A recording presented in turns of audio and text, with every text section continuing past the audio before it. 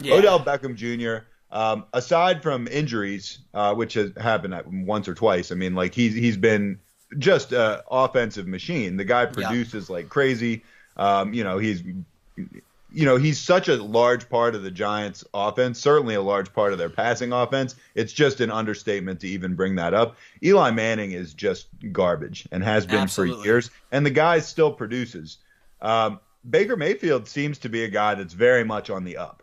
And Yeah. giving him a weapon like this, I mean, who knows? Maybe there'll be a sophomore slump for Baker. Maybe he won't pan out the way we think. But right now, all signs are pointing in a very encouraging direction. Yeah. And plus, I mean, all right. So let's talk about Odell for a second. What do you think? What are your predictions for what's the ceiling for this guy? And what's your floor? Like, barring injury, what do you think we're going to see out of OBJ? I mean, we can just start kind of with that fantasy stock formula style breakdown that we love to do over here. The talent's indisputable. I think no one's going to argue that he's a top 5 receiver in the game, because of course he is. Some might even say he's the number 1 receiver in the game. I know you wouldn't, but there's a lot of people out there that consider him the No, most I would. explosive, best young talent at the position. And he's in my top 3. I love the guy. I love what he can do. Just so explosive in his routes and his after the catch. Everything about the guy just explosive. The one word that comes to mind when you see Beckham. Terror at every single layer of the field. There's not a route the guy can't run to perfection, and the hands are there's nobody better. The one-handed catches, the acrobatic plays.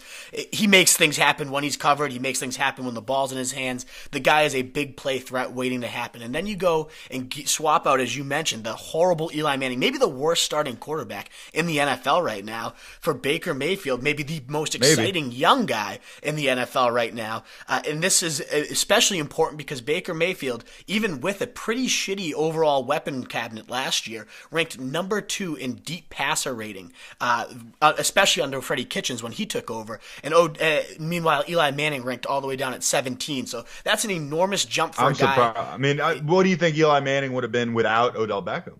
It would have been nothing. It would have been Because absolutely that pathetic. completely inflates. I was surprised to hear he was that high, but it completely inflates your numbers like that if you're a quarterback and you have a weapon like that. And so much of it was after the catch too. Like, it looks better than it is because his average depth of target and whatnot ranked like in the bottom 5. Yards So downfield was like a heave for him.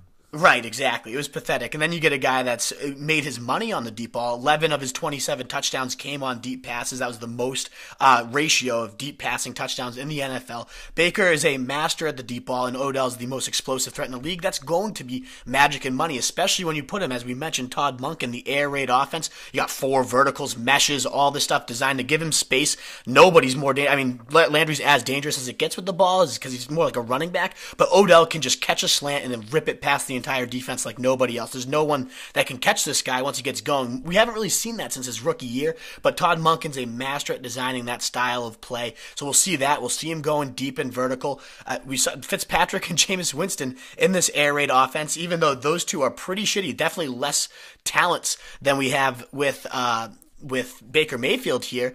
Those two led the league in pass yards per attempt. 8.8 for Fitzpatrick, 8.4 for Winston. That was 1 and 2 because Monken just loves the deep ball. So he gets a guy in Mayfield that can throw it better than either of those two by a mile. It's going to be a beautiful marriage of a coaching scheme, of the deep passing talent, and now the ultimate deep threat weapon in Beckham. So there's nothing but upside here. He rises in coaching scheme to a perfect 15 out of 15. He rises in surrounding talent from a paltry, which is where he was lowest because of Eli, from a paltry Sure. like 9 surrounding talent to now a 14 with Baker Mayfield. He drops a little bit in usage because there are more weapons here. Freddie Kitchens does like to spread the ball a bit more, so he takes like a 1-point hit in usage because even though he'll be used much better, he probably will see a less volume. I mean, Mike Evans had 140 or so targets last year, did a ton of damage with them, so the efficiency will spike, but the actual sheer volume might take a hit.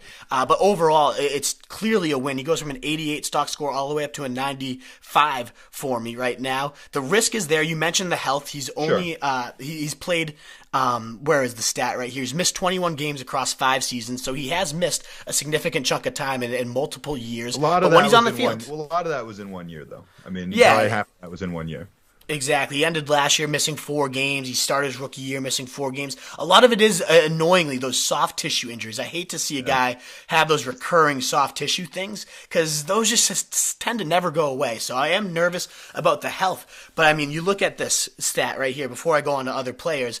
there's only 4 players who have 40-plus receiving touchdowns since 2014. We got Antonio Brown, who we're going to talk about momentarily, 59 touchdowns in 76 games. DeAndre Hopkins, I should actually just had you guess and see if you could have got them all, because they're obviously monsters.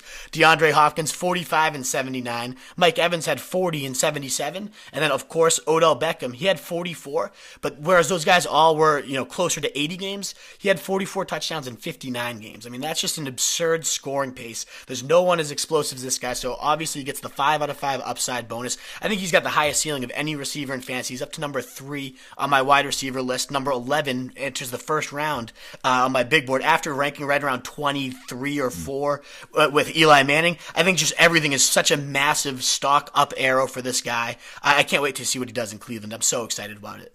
Yeah, I'm all in too. I'm excited about it too. I mean, I got to say, when I've been bashing Odell Beckham, as like when Jimbo's like, oh, I'm going to take him first and stuff like that. I mean, when I bashed him the last 3 years or so, and just to be clear, if Jimbo's listening, I'm not suggesting first overall, but I know that you've been a huge OBJ homer. But the reason I bashed him has always been because of Eli Manning. I've always been very consistent. Yep. I'm not going all in on a guy that's being thrown to by someone That's that shouldn't fair. be an NFL Clearly. quarterback. And that's changed now. So we'll see what happens. I mean,